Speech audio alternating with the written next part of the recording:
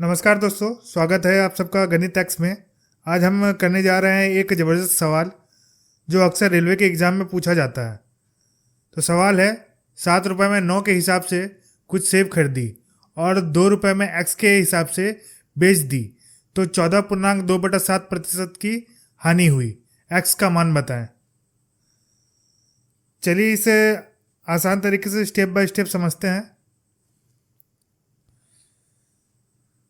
तो 7 रुपये में 9 के हिसाब से कुछ सेब खरीदी। 7 रुपये में 9 के हिसाब से एक तरफ हम लोग लिख लेते हैं प्राइस, और एक तरफ हम लोग लिख लेते हैं फ्रूट्स। ठीक है, तो पहला हम लोग क्या होगा, हमारा यहाँ सीपी और क्या हो जाएगा एसपी।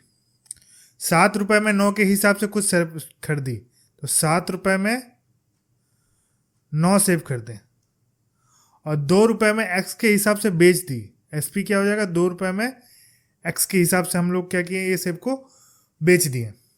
ठीक है, तो ऐसे क्वेश्चन में हम लोग सबसे पहले क्या करेंगे, क्रॉस मल्टीप्लाई करेंगे। एक्स को 7 से मल्टीप्लाई करेंगे और 9 को 2 से मल्टीप्लाई करेंगे। ठीक है, तो एक्स को 7 से मल्टीप्लाई करेंगे तो हमारा क्या आ जाएगा 7x, और 9 को 2 से मल्टीप्लाई करेंगे तो क्या आ जाएगा हमारा 18। ठीक है, अब क्वेश्चन में आगे बढ़ते हैं।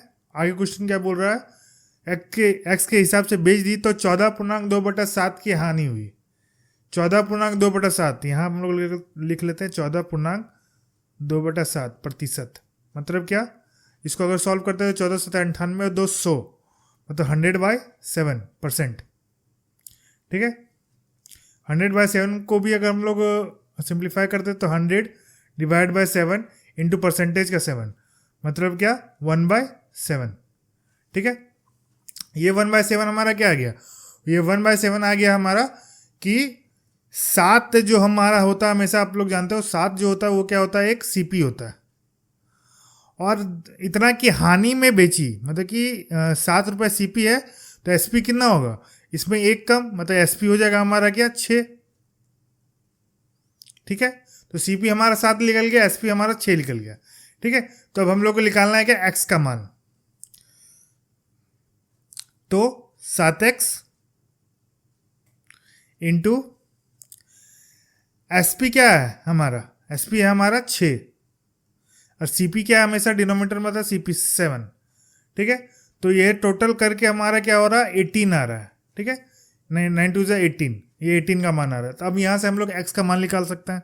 एक्स का मान हम लोग कैसे निकालेंगे, 7 से 7 कैंसिल, तो ये क्या हो जाएगा एक्स इंटू 6 इक्वल टू 18, और इससे कैंसिल होकर ये क्या बन जाएगा एक्स इक्वल टू 3।